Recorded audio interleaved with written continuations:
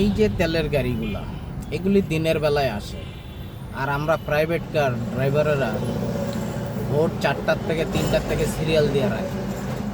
এই তেলগুলো তারা যদি রাত্রে নিয়ে এসে লোড করতো পাম্পে, তাহলে তো আমাদের আর সারাদিন ভোগান্তি লাগতো না।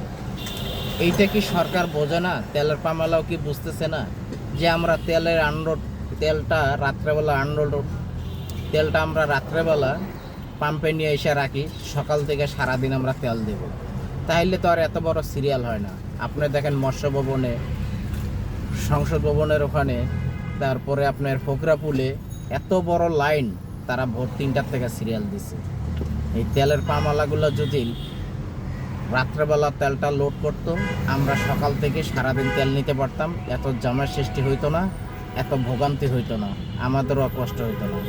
সরকারের দৃষ্টিতে বলি, সরকার আপনি এই জিনিসগুলা দেখেন, মানুষের কষ্ট দিয়েন না।